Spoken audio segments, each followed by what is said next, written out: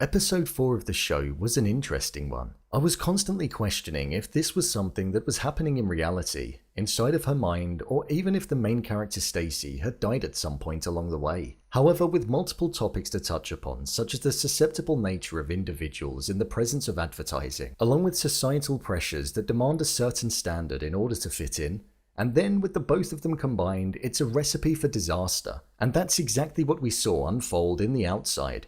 So let's get into it. Here is Cabinet of Curiosities episode 4, The Outside, Ending Explained. Just to let you know, this video will contain spoilers.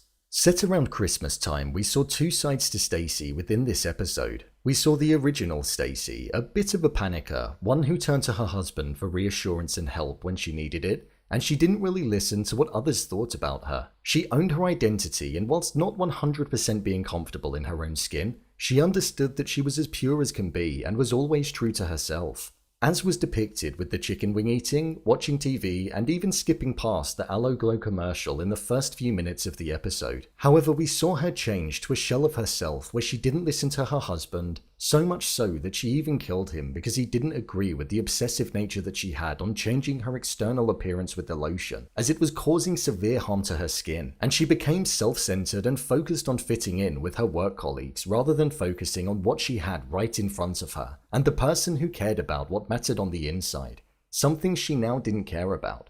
This was something that we heard her husband Keith mention.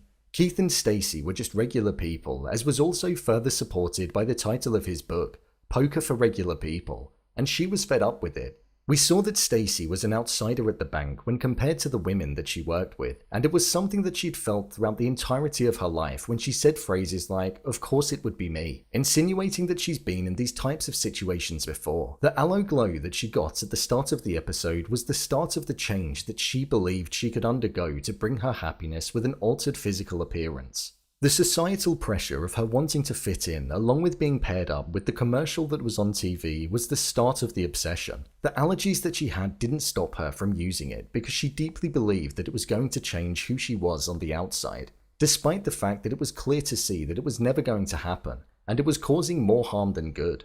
One of the main side effects to using the lotion that the woman in the commercial mentioned was hallucinations. And this would make sense for all of the things that we went on to see with Stacy following the first quarter of the episode.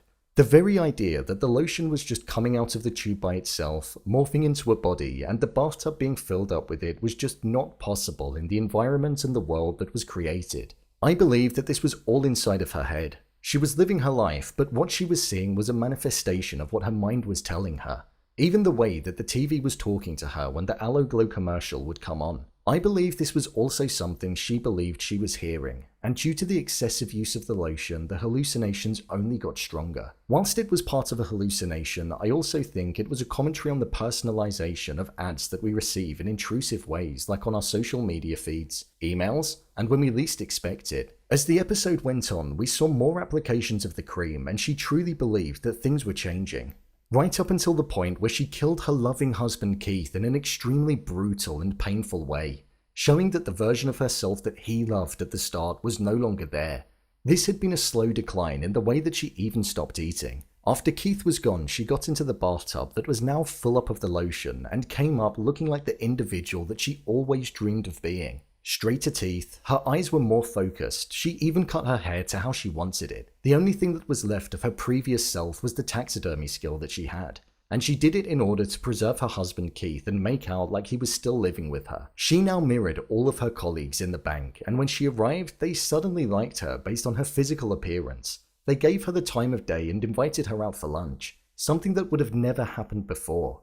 The deceased Keith was now left at home, stuffed, and was sat there with the same cartoon on that Stacy was watching earlier on in the episode, where they were all after the sheep for its wool. The final shot that we had of the episode once Stacy was in the bank and gossiping like she never had before was a close-up of her looking happy and rising up laughing, looking content. But then, faces of the previous identity that we were all so familiar with in the first half of the episode were coming through. I think this was showing that it was all just a facade, and that no matter what you do, you can try to fit in, but all you're doing is suppressing your true self and it will eventually come out. You can change what's on the outside, but inside you're still the same. I personally believe that all of this was a hallucination based on the application of the cream, and in reality she's standing in the bank with her red, itchy, sore skin. And the others, when they're saying things like, "Are you seeing this?" they're in shock at how she looks based on what she'd done to herself. I don't think what we're seeing is reality, but we're seeing it from her perspective, as we had done for the entirety of the episode, as the episode was about Stacy, and that is what she was seeing, or at least believed she was. It's a strong message that's told in an extremely dark way, and it was delivered perfectly.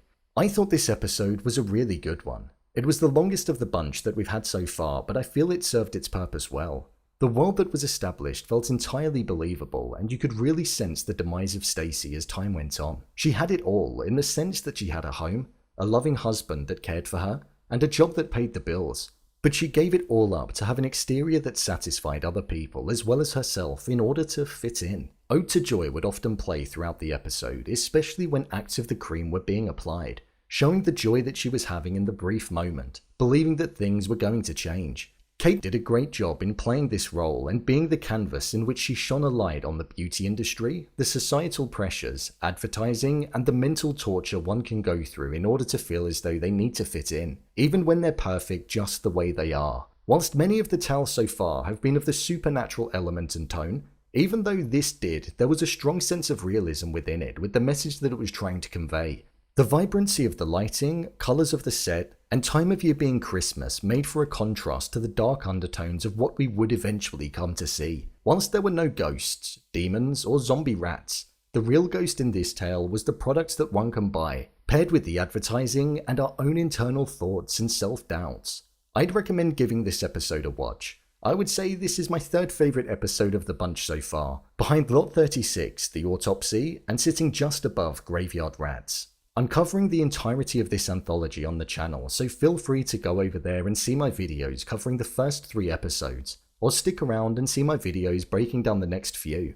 So, there you have it. Cabinet of Curiosities Episode 4 The Outside, Ending Explained. If you want to see more videos such as Endings Explained, theories and predictions, and character breakdowns, then click on the I button, or alternatively you can head over to my channel where you'll find them all. If you'd like to give me a show or movie that you'd like me to review, then head over to my Twitter, @brainpilot_, and tweet me what show or movie you'd like me to review next. And finally, if you'd like to see what I rate the latest movies that don't quite make the cut to getting a dedicated video, then head over to my Letterboxd profile. It's where I rate the latest releases in real time. What did you think of this episode? Leave a comment down below, and don't forget to subscribe. I'll see you next time.